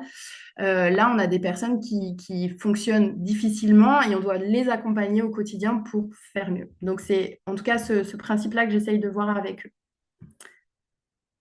Et puis, enfin, bah, je balise selon le niveau de stage, pareil, combien de personnes ils vont suivre ou combien ils souhaitent en suivre, les travaux demandés. On va s'axer plus sur, je sais pas moi, la démarche thérapeutique parce qu'il n'a pas vu ça ou il n'a pas compris ou parce qu'en santé mentale, il aimerait plus l'avoir ou plus sur si la démarche, elle est comprise, de travailler sur des activités thérapeutiques, de mettre en pratique, de faire des séances. Enfin, voilà. Selon les objectifs, du coup, il ne va pas forcément suivre une personne ou 3 personnes, que sais-je, mais ça va être vraiment dépendant de ce que lui ou elle recherche. Voilà, oui, j'ai à peu près tout dit. Et puis, bah oui, l'idée, comme je vous disais, c'est de cadrer le début du stage et pour que l'étudiant puisse se positionner rapidement, que nous aussi, on puisse se baser donc, sur ces documents que je vous ai montrés là, enfin, que je vous ai montrés avant. Et voilà, moi je trouve que ça a été, en tout cas sur les 2 derniers stages où je l'ai appliqué, je trouve qu'il y avait vraiment du bon en fait. Alors j'avais des étudiantes très rigoureuses et très, très bonnes élèves, j'ai envie de dire, mais en tout cas elles ont apprécié ces temps-là. Donc après, je me dis que je le referai et puis qu'on adaptera aux besoins. Après, sur les autres outils que je vais pouvoir utiliser pendant la PFP, eh ben, il va y avoir tout ce qui va être les entretiens de manière générale. Donc, ça peut être les échanges rapides, j'ai envie de dire, entre 2 séances, mais ça peut être aussi tout ce qui va être analyse de pratique, de situation, les analyses d'activité, les retours d'expérience, les temps réflexifs afin de relier la pratique clinique au fondement théorique. Tout ce qui va être temps hebdo, on va prendre le temps vraiment d'avoir une observation structurée, un feedback qui va être normalement constructif. En tout cas, j'essaye autant que faire se peut et pas jugeant. On va beaucoup utiliser aussi l'auto-évaluation. enfin moi en l'occurrence, et puis ma collègue aussi, mais sur les séances déjà, comment tu t'es sentie, enfin vraiment très ergo, hein, de nouveau, on revient sur la démarche, mais voilà, comment tu t'es sentie sur l'activité avec la personne, qu'est-ce que tu as pu voir qui fonctionnait bien, est-ce que tu penses qu'il y a des axes d'amélioration, enfin voilà, d'être un peu dans cette dynamique-là. Et puis, nous, nous permet vraiment, je trouve, de repérer les décalages s'il y en a et d'ajuster au possible. Et si vraiment il y a des trop gros décalages, de pouvoir faire appel, moi, je trouve aussi, quand ça a eu lieu, de faire appel plus vite à l'école et d'être moins dans des situations compliquées, en fait, tout au long du stage. Donc ça, après, bah, je m'appuie en gros sur bah, le contrat tripartite qui va servir de base, le PEC 22, donc ce que je disais, le plan études cadre, les compétences à acquérir, les grilles d'évaluation de compétences de l'HESSO, donc c'est l'équivalent du portfolio, enfin je ne sais pas si c'est toujours le portfolio, mais cet équivalent-là. Et puis après, moi j'aime bien demander aux étudiants qu'ils aient un journal ou un cahier de notes, toujours à dispo. Alors, je suis plus papier que numérique parce que j'aime pas trop qu'ils notent sur leur portable. En fait, je j'aime pas du tout, on va pas se mentir, ils n'ont pas le droit à leur portable pendant les séances. Mais du coup, je leur demande d'avoir un petit carnet avec eux où ils notent, voilà, s'ils ont des questions, s'ils ont une difficulté, une question, des concepts nouveaux, enfin voilà, tout ce genre de choses. Et ça va favoriser, en fait, ça va être un point de départ parfois pour les rencontres hebdo, parce que des fois, ils me disent, bah, je sais pas, ça s'est bien passé cette semaine, j'ai rien à dire. Et puis au final, on va reprendre le cahier et puis on va pouvoir retravailler certaines situations, de dire, bah tiens, moi j'ai vu ça, ou voilà, de repartir là-dessus. Donc je trouve que c'est un bel outil que j'ai pas encore assez, je pense, creusé, mais je sais que j'ai des collègues qui vraiment s'en servent, genre tous les jours, tu racontes ta journée dessus, voilà. Et bon, moi, je trouve ça contraignant tous les jours, mais franchement, c'est des belles activités et les retours que j'en ai sont très bons. Mais de nouveau, je mets pas forcément, moi, peut-être le projecteur là-dessus. Enfin, voilà. Après, c'est vraiment les sensibilités de chacun, je pense.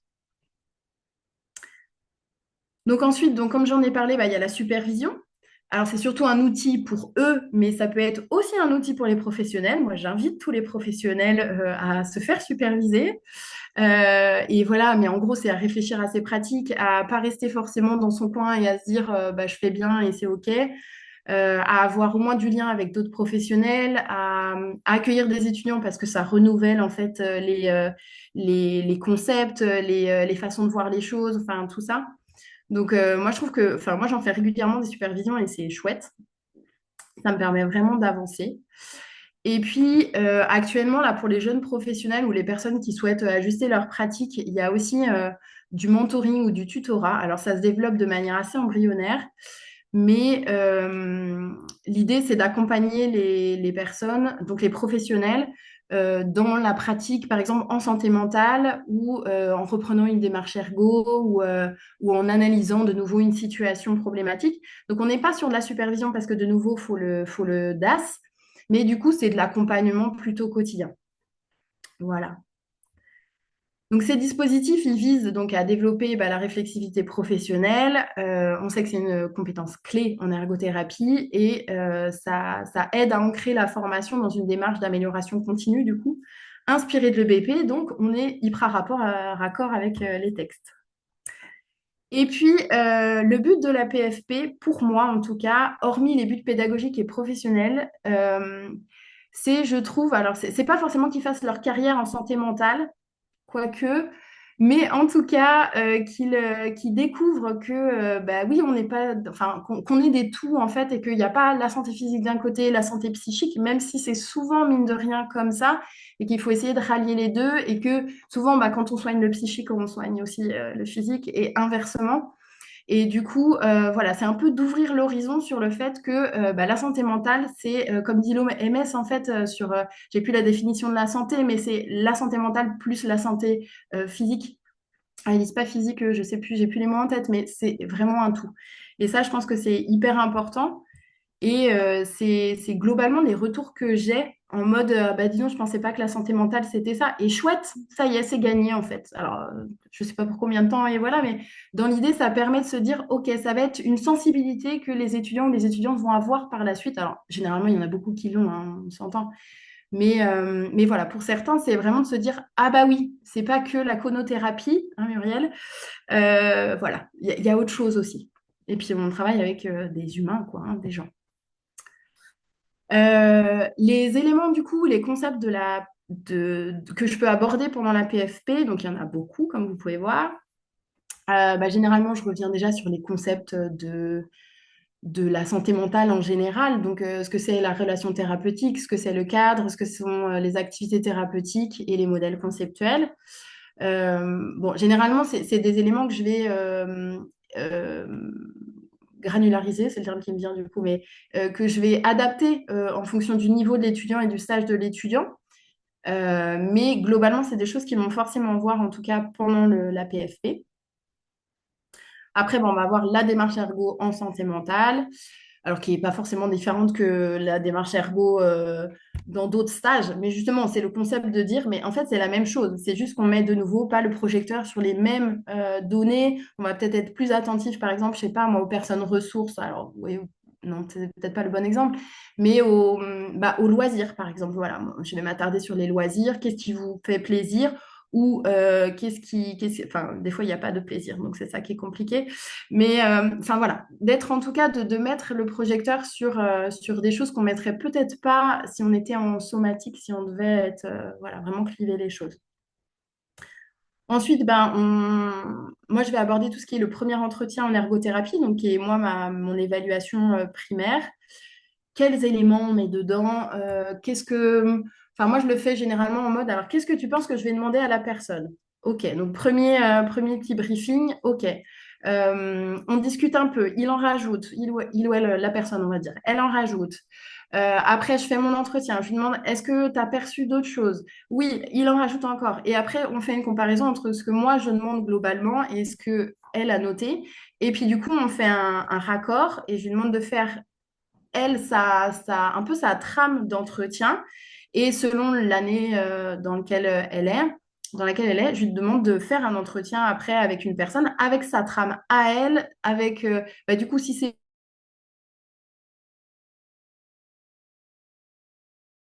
Mais du coup, c'est vraiment de faire quelque chose qui ressemble à la personne et qui va lui permettre d'être plus à l'aise dans la situation d'entretien, qui n'est pas forcément évidente par la suite et qui, pour nous, est super importante d'emblée.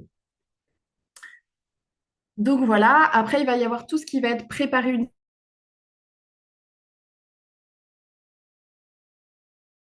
en gros, c'est des fiches. Date, personne, symptômes, quel est le but de la séance, les objectifs de la séance, qu'est-ce que je vais observer, ma posture pro, l'environnement, etc., etc. On va être vraiment dans une dynamique de préparer une séance, mais c'est pas comme ça que ça se passe. Donc, c'est vraiment dans cette idée-là. Après, on va travailler sur tout ce qui va être annotation de fin de séance, donc les transmissions. En Suisse, ça se dit plutôt annotation, c'est pour ça que je dis ça. Donc voilà, quel a été le cadre de l'activité. Alors,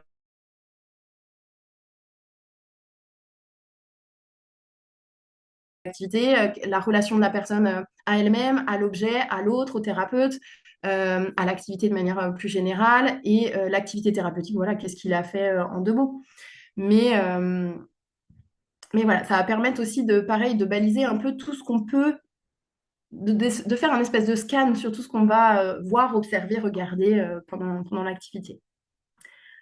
Ensuite, je leur fais enfin, on parle de ça, soit c'est eux qui le font, soit on le fait ensemble, mais c'est le parcours de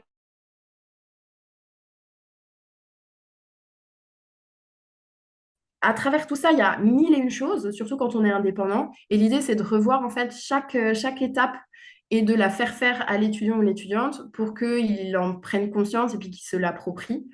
Donc voilà, ça va être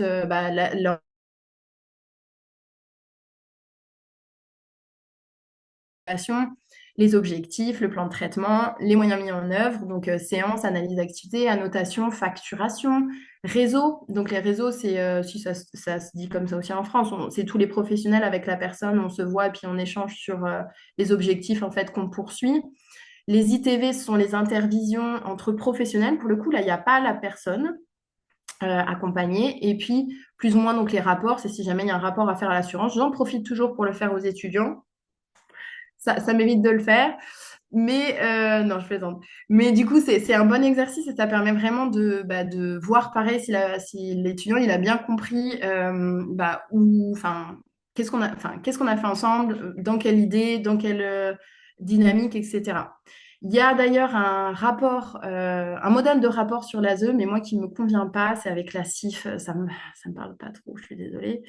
Donc du coup, moi je me suis fait un petit modèle de rapport et globalement, en tout cas les assurances, à chaque fois ça passe, donc je me dis que c'est que ça doit aller. Voilà. Après, bah, il y a l'évaluation intermédiaire au final. Comment on évalue avec la personne bah, l'activité, comment on évalue l'atteinte des objectifs ou pas, est-ce qu'on les réajuste, etc., le positionnement, enfin tout ça, tout ça. Enfin là, c'est plus le parcours vraiment admin plus que temps. Et puis la fin de suivi, voilà, qu'est-ce qu'on fait, qu'est-ce que ça veut dire une fin de suivi, comment on ponctue la fin, etc. Ensuite, généralement, je leur propose pendant la PFP de faire une analyse en fait d'une activité avec soit le modèle psychodynamique, soit le modèle cognitivo-comportemental, soit les deux, selon, et de pouvoir évaluer la différence. Donc, ça va être par exemple, je sais pas, moi, sur un atelier écriture, sur un atelier théâtre, cuisine, que sais-je, il va choisir d'ailleurs la plupart du temps. Et puis, il va essayer de mettre en lumière les aspects des deux modèles. Donc, par exemple, dans le modèle psychodynamique, comment tu vas te positionner avec la personne sur de la cuisine, quelles questions tu vas pouvoir peut-être lui poser, ce genre de choses. Et puis, inversement, du côté cognitivo-comportemental, alors même si je ne suis pas en mode TCC, hein, attention, c'est plus dans la dynamique de la réflexion et des analyses de situations et de résolution de problèmes. Mais justement, dans cette résolution de problème, bah voilà, qu'est-ce qu'on va poser comme question à la personne? Si c'est sur de la cuisine, bah du coup, psychodynamique, on va être plutôt sur les sensations, les ressentis, les souvenirs, dans un truc un peu coucounant, un peu sympa, les odeurs, enfin voilà, quelque chose comme ça. Sur le cognitivo-comportemental, on va être dans quelque chose de, bah voilà, la recette, est-ce que tu l'as suivie? Il y a des étapes, est-ce que ça n'a pas sauté? Est-ce que vous êtes OK? Alors, ça n'empêche pas évidemment de parler aussi des souvenirs et de tout ça, mais ce n'est pas forcément l'axe ou le projecteur qu'on va donner. C'est juste ça. Et c'est ça que j'essaye de leur faire comprendre pour se servir, comme on disait là tout à l'heure, des différents outils qu'ils ont dans leur boîte à outils et de s'en servir après dans leur pratique. Voilà, ensuite, ah oui, j'essaye de leur faire organiser, alors pareil, selon le degré enfin, selon le niveau du stage, je leur fais faire un groupe. Alors moi, je fais un groupe, en gros, ça s'appelle «Et si on faisait une activité ensemble?» Ça se passe tous les mois.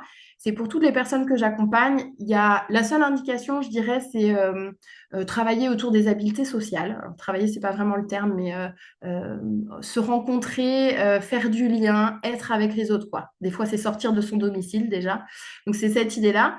Et puis, je leur demande, du coup, avec une activité où ils se sentent à l'aise, bah, de faire, de gérer le groupe et de le monter de A à Z. Donc, gestion de projet et compagnie, quoi. Qu'est-ce que ça veut dire en termes de budget, en termes d'environnement, en termes de coûts, en termes, enfin, voilà.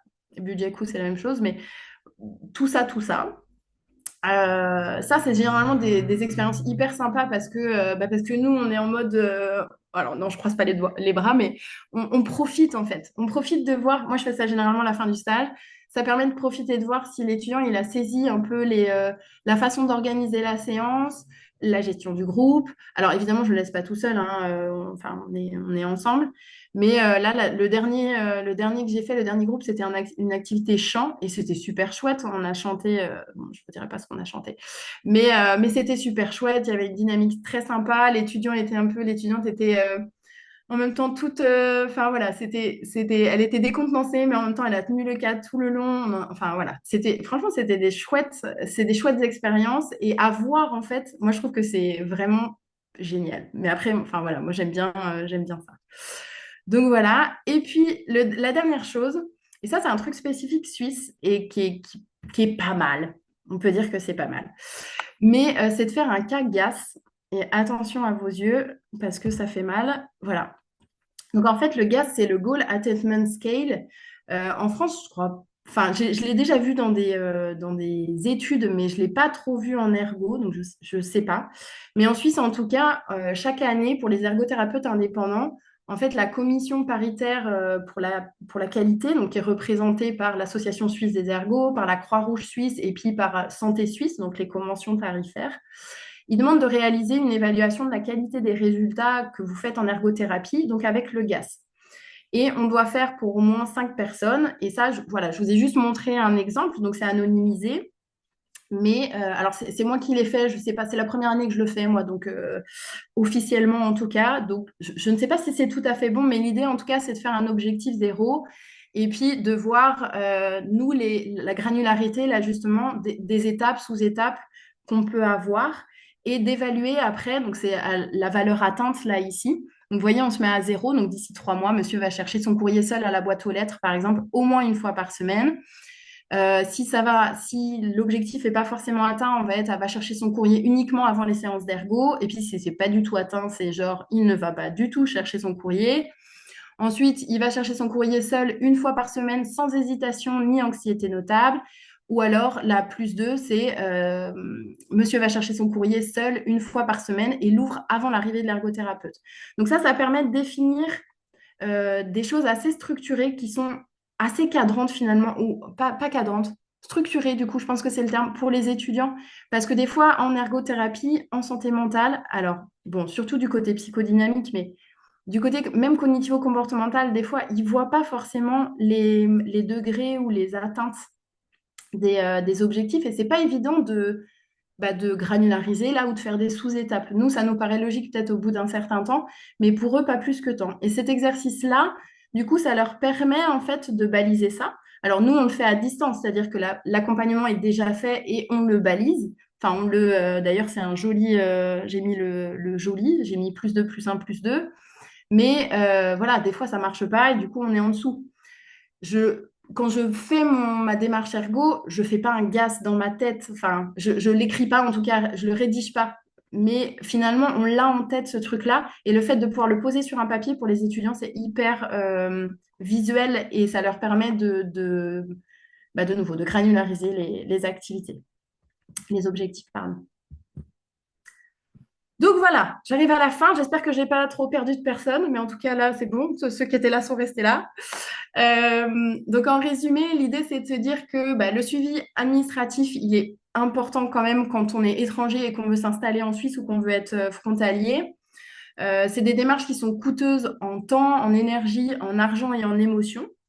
Après, je dis ça, mais ça vaut le coup quand même, hein, parce que quand j'en parle, j'ai l'impression d'être peut-être dans le négatif, mais c'est une super expérience. C'est chouette de découvrir un autre pays aussi.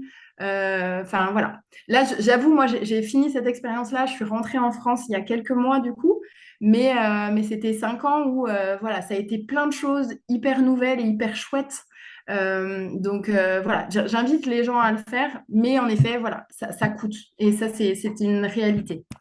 Donc, c'est sûr que bah, on s'improvise pas ergo en Suisse, on s'y prépare en amont parce que ça évite d'arriver et puis comme le coût de la vie est cher, bah, d'être un peu pris au coup, quoi.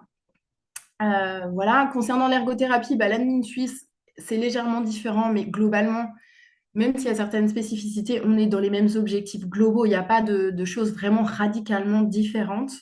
Euh, j'ai appris des choses, mais j'ai pas l'impression d'avoir eu un énorme gap. En tout cas, en Valais. Peut-être qu'en Valais ou en Vaud, j'en aurais eu un, mais en Valais, j'ai pas spécialement trouvé.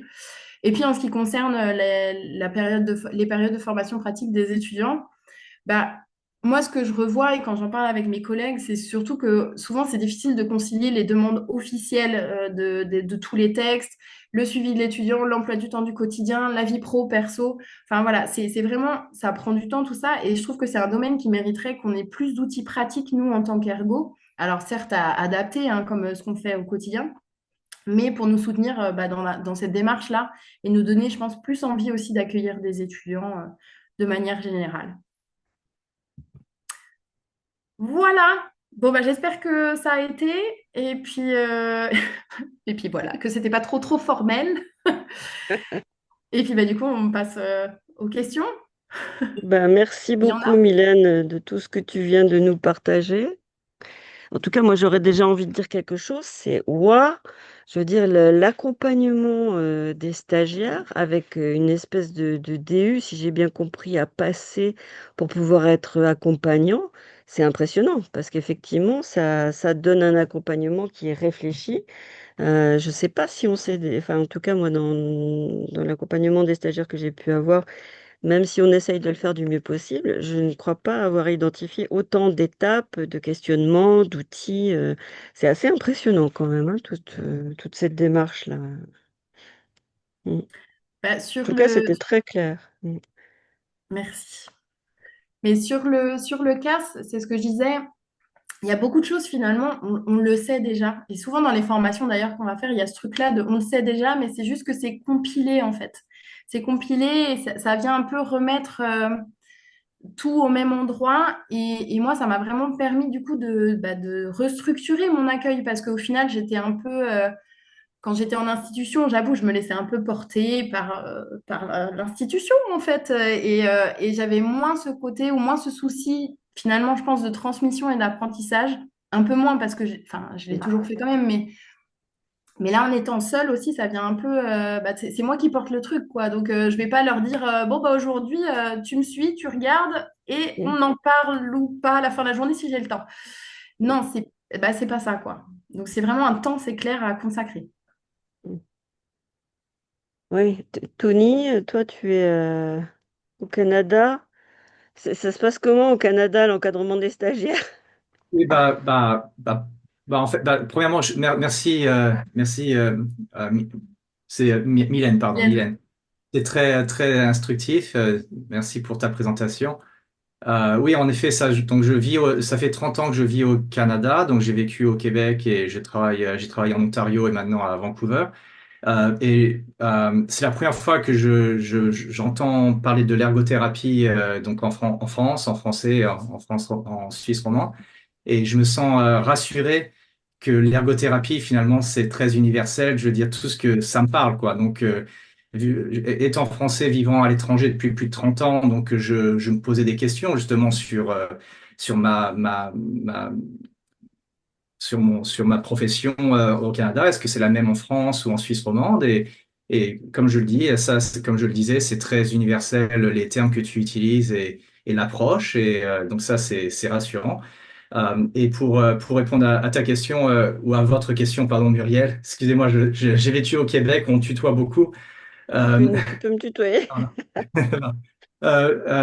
oui, c'est assez similaire. Je veux dire, on a l'habitude, je sais pas si, et là, peut-être je suis dans l'erreur, mais c'est très courant, disons, au Canada, au Québec, de faire ce lien entre étudiants, universités et professionnels de la santé. Donc, il y a ce que tu as présenté, c'est très, très similaire à ce qu'on fait. C'est, c'est, c'est moins, même c'est attendu des étudiants. Donc l'étudiant, dans le fond, il s'attend à cette structure et ça roule très très rapidement. Je veux dire, ça comme tu disais en Ontario, donc c'est au Canada, mais le premier semestre, comme tu disais, il y a 5 jours d'immersion. On arrive, il y a une immersion le premier semestre, la deuxième année, etc. C'est très attendu de l'étudiant. Donc, la structure est la même, mais après, peut-être c'est ma question, peut-être en Suisse romande, peut-être que ça dépend des cantons, ça dépend de l'approche, ça dépend de plusieurs choses. Et justement, vu qu'il y a peut-être des étudiants qui viennent de Lausanne ou de la France, donc les approches, les attentes sont différentes. C'est pour ça que je suppose qu'avoir ce genre de présentation, c'est très utile justement pour pouvoir formaliser la chose, je suppose. Globalement, alors on reçoit très peu. Alors pour des questions, je pense, très euh, organisationnelles et financières, je pense aussi, on reçoit peu d'étudiants français ou d'autres pays de manière générale, mais c'est plus parce que, en fait, il y a plusieurs choses. C'est-à-dire qu'il y a beaucoup d'étudiants en Suisse. Donc, évidemment, on accueille en premier lieu les étudiants suisses. Les étudiants français, ils ne sont pas indemnisés pendant leur stage. Donc, les PF, des fois, ils disent, bah non, en fait, je perds du temps, mais je ne suis pas indemnisé, ou les institutions aussi. Donc, tout le monde ne prend pas d'étudiants français.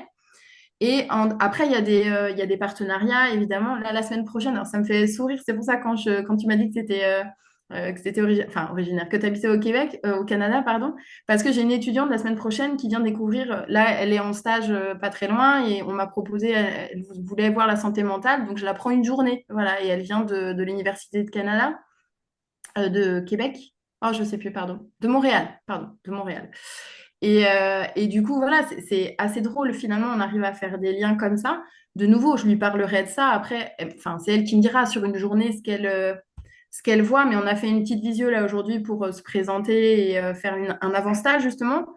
Et elle me disait, ah mais non, mais ça va, ça me parle, j'ai déjà fait un stage en santé mentale, finalement, c'est les mêmes concepts. Globalement, ce que tu dis, je l'ai déjà retrouvé avant, donc j'ai l'impression que je vais pas trop être perdue. Mm. Non, je pense pas. En vrai, je pense pas. Après, je pense que peut-être la différence qu'il y a, c'est dans les études et la façon de transmettre, en fait, vraiment l'ergothérapie.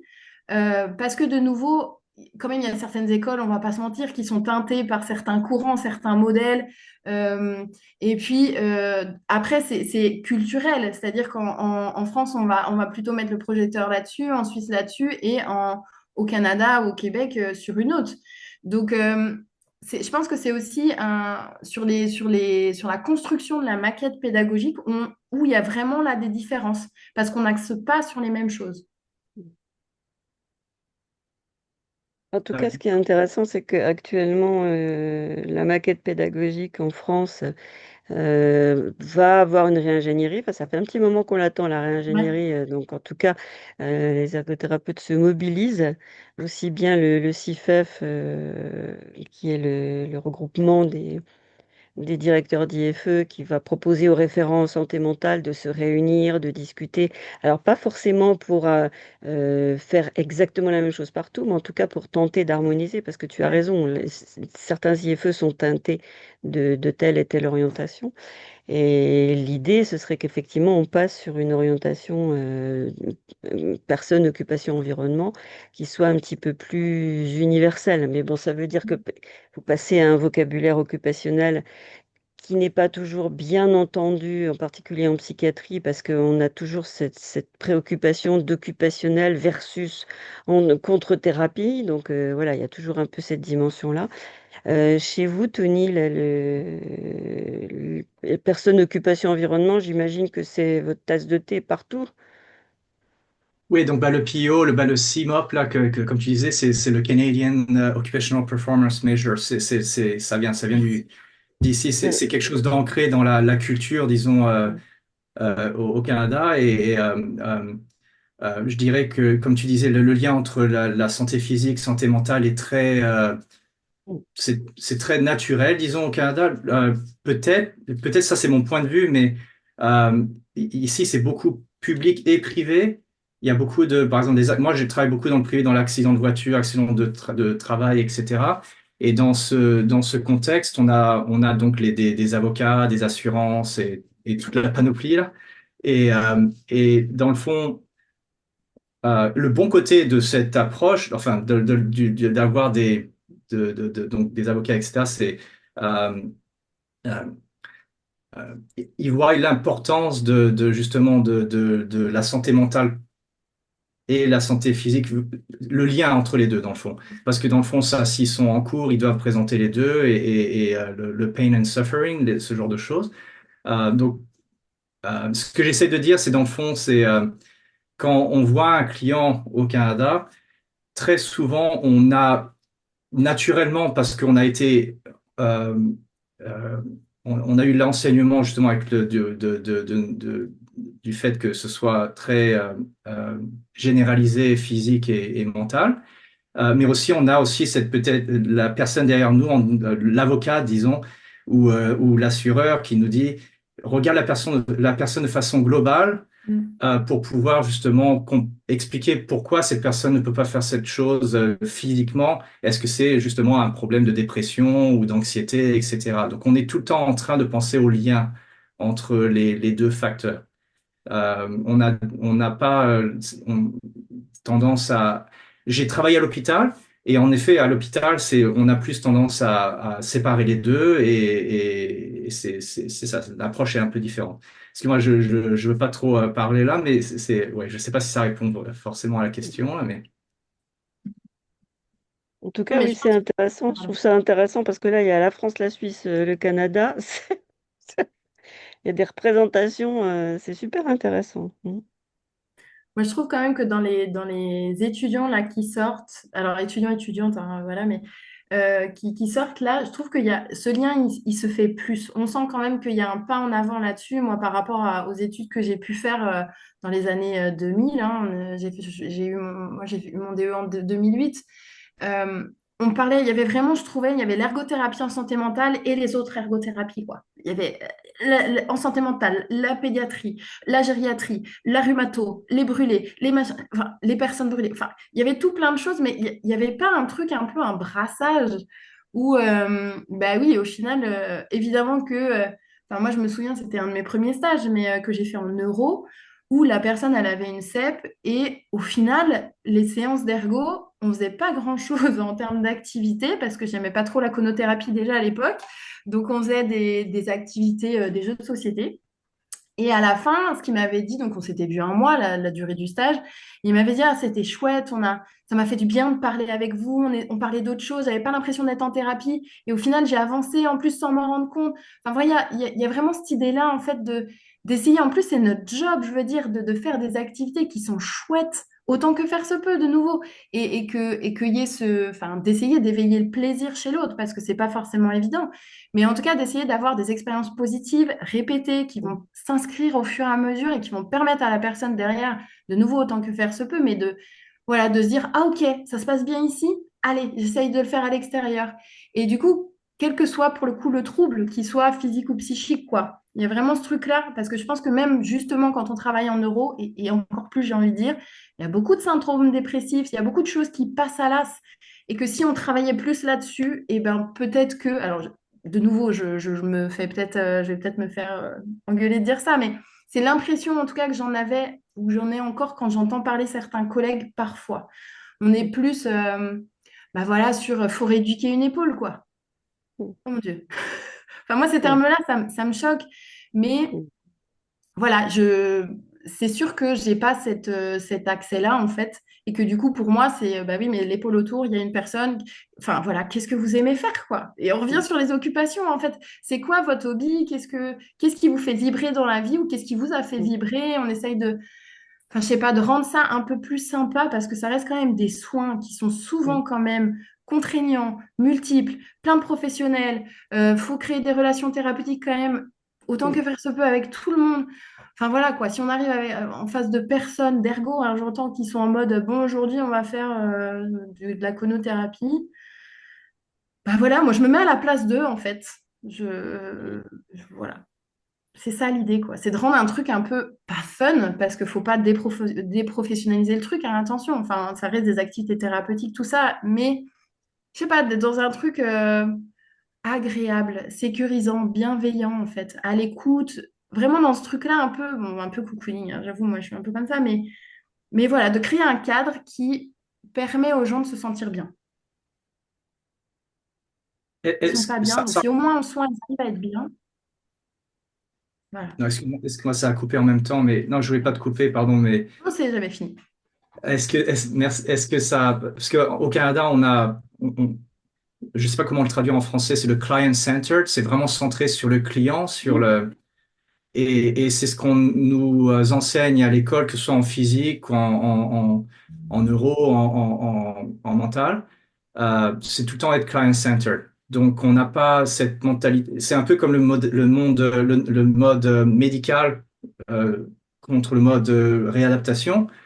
On a, euh, parce que ce que tu disais justement par rapport à les ergots en mental ou en gériatrie, etc., on a ça ici, on a tendance à avoir ça ici pour les infirmiers, les infirmières, qui sont justement, il y a l'enseignement plus médical, mais ici, ça, c'est plus enfin, en Canada, c'est plus sur la réadaptation et justement le client-centered, vraiment centré sur la personne. Et même si, justement, en tant qu'ergothérapeute ici au Canada, quand on voit un client, même si je sais que ça serait le diagnostic physique, on en rentre dans la maison où on voit la personne en ayant cette optique on regarde la personne et c'est pas forcément, le mot n'est pas forcément, mais on connaît le diagnostic évidemment, mais la solution n'est pas forcément axée sur un traitement physique, mais Mm, sur la personne entière et c'est possiblement quelque chose ou une combinaison entre la santé mentale et c'est très souvent Mmh. d'ailleurs le cas entre la santé mentale et le côté physique. Donc on a approche naturelle, disons, parce que c'est quelque chose qui est le fondement de l'ergothérapie au Canada. Euh, donc ça, le PEO, bah, le CIMOP, tout ça, ça vient du Canada. Donc c'est assez, ce que tu nous racontes, m'as raconté aujourd'hui, c'est quelque chose de naturel ici, disons. Bah, je trouve que, alors c'est peut-être après la perception que j'en ai de nouveau, hein, moi je suis en Valais, enfin je veux dire, le monde de l'ergothérapie est tout petit ici, je connais quasi, enfin pas tous les ergots, mais je veux dire, on s'est déjà rencontrés à plusieurs reprises, on se recroise, on s'échange nos postes, enfin voilà, il y a cette dynamique-là quand même. Donc c'est sûr que moi j'ai une collègue qui travaille au HUG, donc à Genève, ou au CHUV, c'est au CHUV, pardon, je dis des bêtises en plus, c'est au CHUV. Mais quand elle me parle de ces groupes, oui, on est dans d'autres dynamiques, je pense, parce que c'est la ville, je mets des guillemets à ça, mais c'est un peu plus avancé, je trouve. Et là, enfin moi, quand on me parlait de l'ergothérapie suisse ou canadienne, quand j'étais à l'école et qu'on avait des yeux qui pétillaient comme ça, quand elle me parle de ça, oui, je retrouve ce truc-là. Après, je sais pas, j'ai l'impression que, alors c'est peut-être, je sais pas, peut-être certaines écoles, peut-être certains IFE, peut-être certains étudiants aussi, c'est plus facile parfois de cliver parce que c'est compliqué aussi de mettre la santé mentale là-dedans, parce qu'ils sont en pleine construction aussi pour la plupart encore identitaires, enfin, professionnels, etc. Je veux dire, ça fait beaucoup de choses. Je sais pas s'il y a enfin, doit y avoir de multiples raisons, mais je trouve, et de nouveau, c'est de mon point de vue, hein, mais que, ouais, il y a encore un clivage. Et je pense que parfois, je participe aussi à ce truc-là, hein, entre les deux. Parce que moi, je suis ergothérapeute en santé mentale. Dès qu'il y a quelque chose autour du somatique, j'appelle mes collègues, en fait. Je leur dis, ouh là là, conjointement, est-ce que tu veux faire le côté plutôt physique et puis moi, je gère le côté plutôt psychique? Parce que j'ai jamais fait autre chose que ça. Et moi, aujourd'hui, en vrai, ça me pose problème quand j'accueille des étudiants parce que je me dis, mais mince, en fait, moi, je suis pas, euh, comment dire? Ah mince, j'ai perdu le mot. Mais je suis pas, ah, Polyvalente. oui, mais il y avait un autre mot, holistique. Je suis pas holistique, je suis Oui. pas partout. Alors, je suis pas, de toute façon, on n'est pas Dieu, hein, l'idée, c'est pas ça non plus. Mais enfin, c'est vrai que des fois, je me dis, aïe, enfin, moi, Mm. j'ai aucune légitimité à intervenir. Je suis intervenue deux, trois fois à domicile chez des gens pour faire de l'aménagement. Alors, je leur ai fait l'aménagement, hein. Ça m'a pris, je pense, deux fois plus de temps que mes collègues. Ça m'a pris deux fois plus de temps pour faire les démarches. Enfin, il y a tout ce truc-là aussi, quoi. C'est que moi, je connais mon truc. Vas-y, fais-toi ça parce que je sais que tu le gères vachement mieux et que tu vas plus Mm. trouver des bonnes adaptations que moi qui vais devoir réfléchir, prendre du temps, ça va me gaver au bout d'un Mm. moment parce que c'est pas mon truc. Donc il y Mm. a ça aussi, c'est juste en termes de. Enfin, moi je pense que c'est pas mal aussi si on collabore en fait. En Mm. soi, c'est pas Mm. forcément de cliver les deux, mais s'il y a un Mm. besoin des deux, en tout cas ici en Suisse, on Mm. peut faire ça. Il y a vraiment le côté où on peut aller voir un ergo pour. Mm. Enfin là, j'ai des personnes du coup qui ont des rééducations au niveau du pouce par exemple et qui viennent en ergo en santé mentale à côté. Et Mm. comme il y a ces deux objectifs-là quand même, mine de rien, Mm. bon, alors, je sais pas si... Enfin, en tout cas, on peut avoir deux ergots différents. Et comme on n'est pas dans les mêmes secteurs, ben, on peut travailler ensemble. Donc, c'est chouette aussi. Il y Mm. a cette possibilité-là d'avoir une multiplicité d'ergots. Et puis surtout, vous êtes remboursé, effectivement. Ouais. Ça, c'est quelque chose qui n'est pas encore si fréquent que ça en France. Il y a quelques remboursements sur les troubles 10, quelques séances. Les ergothérapeutes peuvent commencer à prescrire des Moyen dispositifs auxiliaire. comme les attelles ou comme des choses comme ça, mais c'est encore très timide. Donc, effectivement, vous êtes remboursé. Donc, Ça, ouais. Alors, par contre, ça fait une réelle différence par mm, rapport en France parce que moi, je me souviens de... c'était Mathieu Gaume, pour pas le citer, je crois, hein, qui avait un cabinet dans le sud et qui m'avait parlé, bah, c'est quand on avait fait le livre blanc, là, et qui parlait de son activité et qui disait, bah, c'est sûr, enfin, je reçois pas le kidam qui passe devant ma porte, quoi. mm, Là, mm, ici, il y a quand même enfin, cette facilité de lien avec le médecin traitant, avec le psychiatre, où on peut aller, ou le mm, psychologue, en fait, parce que moi, finalement, moi, les adressages que j'ai, c'est plutôt les psychologues, les infirmières en santé mentale. Alors, je dis beaucoup R parce que enfin, c'est beaucoup de femmes, hein, mine de rien, mm, dans ce secteur. Et puis, après, c'est des gens aussi qui m'appellent tout seuls. C'est-à-dire de manière spontanée, ah bah tiens, j'ai écouté ce podcast sur l'ergothérapie, là j'en ai une cette semaine, c'est pour ça que je dis ça. Ça s'appelle, d'ailleurs, je fais de la pub, le podcast Dingue sur RTS, qui était intéressant. Je l'ai écouté du coup cette semaine en me disant, ah tiens, et il parle de l'ergothérapie en santé mentale. Donc je l'ai écouté avant de la voir en me disant, oh là là, comme ça, si elle m'en parle, je saurais de quoi elle parle. Et c'est ça en fait. Les gens, ils viennent de manière assez spontanée. Bonjour, est-ce que c'est OK? Alors, je sais pas trop ce que c'est l'ergothérapie, mais j'en ai entendu parler de loin. Est-ce que je pense que ça pourrait être bien? Qu'est-ce que vous en pensez? Puis du coup, voilà, bah venez, on vient en entretien, on fait un entretien. Et puis si ça joue, ça joue. Si ça joue pas, ben, on s'arrête là en fait. C'est pas une obligation. Mm. Donc voilà. Mais oui, enfin, si c'est pour revenir en tout cas à la question du départ, c'est que c'est clair que ça ouvre quand même beaucoup plus aux gens. Et de nouveau, et c'est ce que je disais aussi en préambule, je crois, mais là, j'ai de plus en plus de personnes, la post-Covid, je trouve, où on est dans de la prévention de la santé mentale, qui sont au bord de l'épuisement en termes de travail ou de vie parentale, et qui viennent chercher là des ressources et un lieu, en fait, une bulle, en fait, pour pouvoir avoir un temps pour eux défini, parce que c'est un soin, et défini dans le temps. C'est 2 heures, non, ça m'appartient. Là, Mm. mon mari ne peut pas m'appeler, mes enfants ne sont pas avec moi, je fais une activité qui me plaît. Enfin voilà, j'ai Mm. une dame là, par exemple, elle fait l'album de naissance de sa fille parce qu'elle me dit, mais ça fait 2 ans qu'elle est née, j'ai les photos depuis 2 ans. Moi, ça fait plus longtemps qu'il est né, qu'ils sont nés. Mais dans l'idée, voilà, elle a pris ce temps-là et elle se dit, bah, je fais ça là. Et on a plein de discussions autour de la parentalité, enfin voilà, après, voilà, d'ergo. Mais du coup, c'est intéressant parce que c'est aussi de prendre le temps pour soi, quelque part. Et ça, on n'a plus le temps aujourd'hui non plus dans nos vies là, sans l'heure. Prendre du temps pour soi, ouais. Mm. Mm. Ok, bah écoutez, c'était passionnant. On a un peu dépassé, mais tant pis. C'était. Est-ce que ça a répondu à ton questionnement, Tony? Oui, oui, non, non, non, non, entièrement. Oui, évidemment, ça, étant un ergothérapeute au Canada, je vais pas accueillir des étudiants Mm. en Suisse, mais ou si je commençais à travailler en Suisse, je le ferais Ouais. pas au Mm. début là, mais je Mm. vois donc oui, le processus pour pouvoir travailler en Suisse, c'était très clair. Mm. Mm. Et l'approche est très similaire. Bah, tu en parleras justement avec ton étudiante du Québec. C'est très similaire pour Mm. l'accompagnement de Mm. l'étudiant. Euh, mais oui, oui, non, je te remercie beaucoup pour Mm. ça. Je m'excuse, je dois quitter. C'est très courant ici. J'ai plus d'1 heure de transport pour aller voir un client. Il est seulement 13 heures ici, donc je dois quitter. Mais merci beaucoup. Eh ben, on te Merci à souhaite une toi. bonne journée. Merci à toi, Mylène, hein, Merci. pour ce super webinaire dont je vais arrêter l'enregistrement.